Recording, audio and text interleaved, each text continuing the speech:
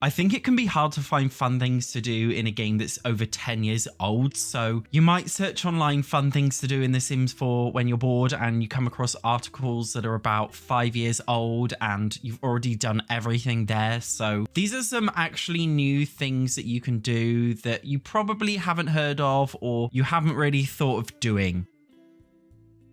Most of us, when we play The Sims 4 in a family household, you normally play from the parent's perspective, looking after your children, raising your children, teaching your children how to walk and talk and cooking for them. But what if you just played as the child and you do not touch any of the adults in the household? There isn't that much gameplay for kids in The Sims 4 base game, but if you own seasons, which I feel like a lot of you do, there is obviously the scouting board. When you select to join one of the 2 after school clubs, one of them is scouting. Also, I love that the game refers to it as a scout career, but it comes with different things that you can do and you can earn badges along the way. I think it's very, very fun. Even though Sims 4 AI is quite dumb, one thing I do give credit to for The Sims 4 is that if you do not touch any other Sims in your household, they will typically look after their needs. So you can literally feel free to focus on just one child in the household and not touch the others and it will be fine. If you're looking for an extra challenge, you could always play as a toddler in the household. This one is even harder because there's a lot less stuff that you can do for yourself, but I think it can be quite fun playing as a toddler. If you're looking for a severe challenge, you could play as an infant, although it wouldn't be very fun because there's not much you can do. But this is one of those ones I think for the family players who are looking for a new way to play the game, but also continue on with the family gameplay thing. And it is base game friendly, but I personally think it's enhanced a lot by the seasons pack when you have this board.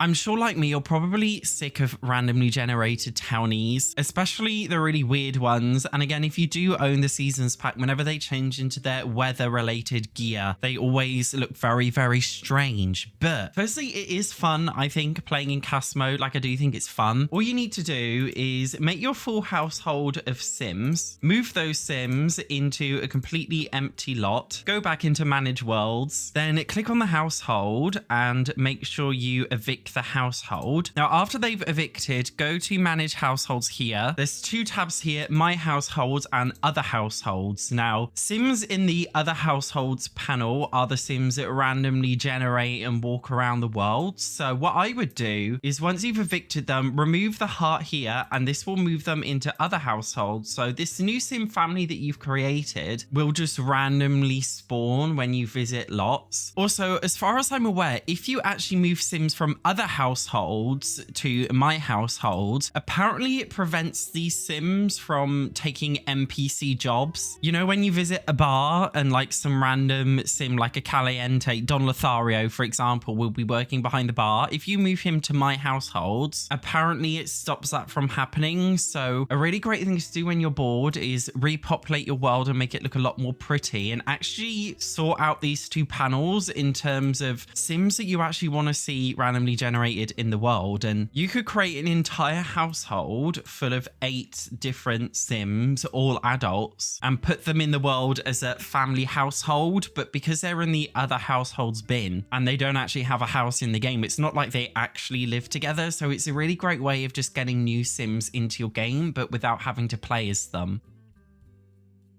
As I'm sure you already know, there's different kinds of craftables or just general things that you can make in the game. Obviously, in the base game, it's limited to just woodworking and things like cooking and writing books. But depending on which packs you own, you may have access to more. I actually created a base game starter home for you guys to use. And this is all surrounded by the idea of a Make a Sim. So if you're just playing as a 1 Sim household, you should have 1,739 simoleons in your bank. So the house that I've built is very expensive and it's very empty, only with fitted furnishings, including a bathroom and also a very basic kitchen. Although one thing this house does have is a shed with 1,739 simoleons remaining. That is enough to buy yourself a florist table with seasons, or you could purchase the pumpkin carving station, or you could get the robotic station that comes with Discover University. You could even fit a cauldron in there. There are so many packs which come with different kind of craftable things to do, and obviously you can just do base game woodworking as well in here. I deliberately made this lot so when you first start out you're very broke, but you can make more money by making things and gradually build up your house to make it look really nice. This is for those people who like to play as just a single sim household, and you could always build your house up with the woodworking items. For example, you could use the woodworking bathtub in your bathroom. There's even the woodwork toilet. If you're in a pack like Eco Lifestyle, it comes with the fabrication machine where you can make furniture. For example, this piece of furniture which you can put in your build, and creating a making sim and actually making stuff to fill your house with, I think is a really fun idea. If you want paintings in the wall, you could paint them instead of just buying them from build mode and literally craft your entire house from scratch. I think it's a really fun idea. If you play on PC or Mac and you use mods, Little Miss Sam has a More Woodworks mod, and that makes some of the base game furniture so that you can actually build it on the woodworking bench, which I think is a really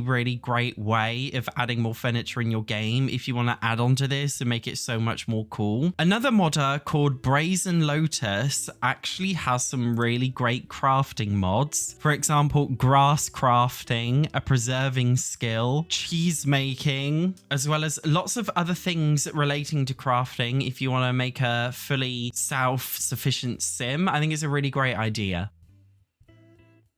The self-employed careers weren't actually in the base game when it came out, really, so there's a lot of stuff there that maybe some people don't actually know about. Under the careers panel, you can see freelancer. A couple of these are from packs, so the ghostly one comes from the paranormal stuff pack, Simply Crafted comes from Eco Lifestyle, and Tomorrow's Style comes from Moschino stuff. But I feel like a lot of people genuinely haven't bothered trying the freelancer programmer career or the freelancer writer career. And then you've got the freelancer artist. And the reason why I like these is because it's technically like a base game live career, because you have all of the different gigs that you're supposed to do. And now I've selected a gig. It literally has different things, like you have to chat with the client, create icons on a sketchpad, get the icons approved, portrait of a deceased relative. You got to study the reference images, paint a portrait on a sketchpad, get it approved. It actually requires a lot of work. I would say the programming one is less fun because it's just like doing stuff on your computer, really. But I think the freelancer artist is a good one. The freelancer writer is also a bit missed because, again, you're just like kind of stuck to your computer. If you do have any packs, I would say the paranormal stuff freelancer career is very fun. Also, I think the eco lifestyle one is also quite fun too. Also, it doesn't really count technically, but I personally think the style influencer career is kind of like a freelance career because it involves a lot of work from home tasks. So I would say it counts, but I feel like most people don't play with the freelance ones and they're actually really fun.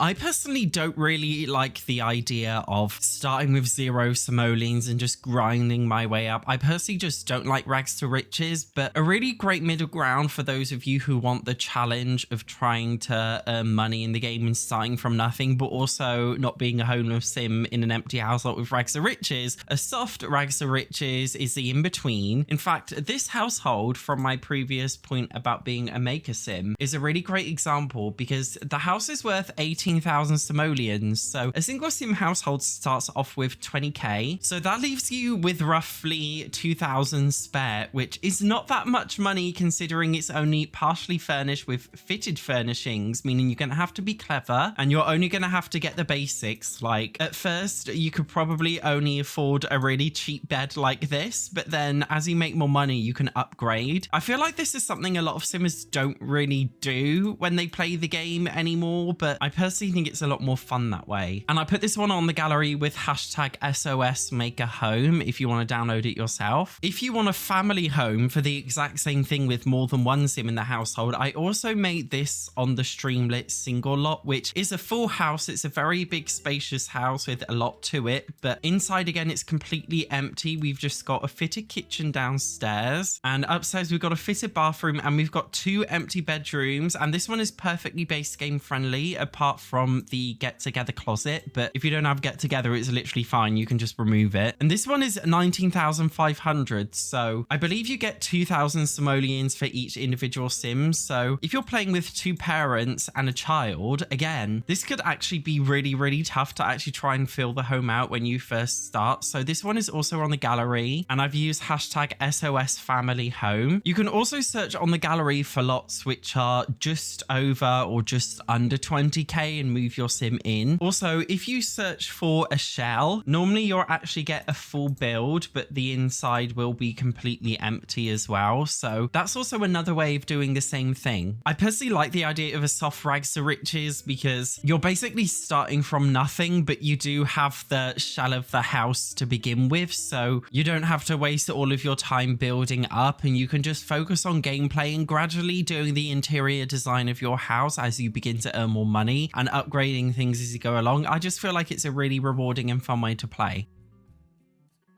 As Sims 4 gameplay is getting more and more broken, a lot of Simmers are turning to learn how to build now, and I always see people building houses. People love building basic American suburban houses in The Sims 4, yes you do, but what you don't like doing is building community lots, which is crazy to me because community lots are such a fun thing to build, especially building parks. I turned the Rindle Rose lot in Willow Creek into a community space lot, which is from Eco Lifestyle, and the lot's cool because it actually changes over time into 4 different variations. So we have the basic one, which has not got much in it, but if you vote it into a community garden style space, you can see I've added planter pots and we've added a basic interior. Or if you want to turn it into a marketplace kind of space, I've added different kind of market stalls in and around, and we've also got the maker space version so that you can make different things here. On the Riverside Roost lot, I made a recreation center if you own the Get Together pack, which just comes with fun activities for families and kids to do stuff. I personally think parks are the most fun thing to build for me. If you're looking for some inspiration, on the Tranquil Crescent lot in Newcrest, I've built this base game park shell. It's kind of like a shell. It basically contains a layout of a park with paths and dirt for vegetation, and we've got a pavlova here and also a basic pond, but there's nothing else here. And if you're looking for a head start in terms of making a park or something, you can use this layout. Maybe you could add some fences around all of the different pathways. You might want to add potentially a food store over here. You could add a fountain in this middle area here. Then you could add some different benches all around the park. So if you like the idea of building things, I feel like most people, they don't really bother to build parks or just community lots in general. So this is on the gallery under SOS Park Shell if you want to give it a go yourself. But I think it's a really great way to build up new lots in your game, which aren't just all residential lots, which, let's be honest, you won't really play in anyway. I would say this video is an extension to some previous videos I've done about new creative things you can do in the game. I tried really hard to think about things that most people don't really think of, but if you have any more ideas, let me and everyone else know in the comment section below. And if you enjoyed this video, you might also enjoy the videos recommended here. Otherwise, thank you so much for watching. I will see you in the next one.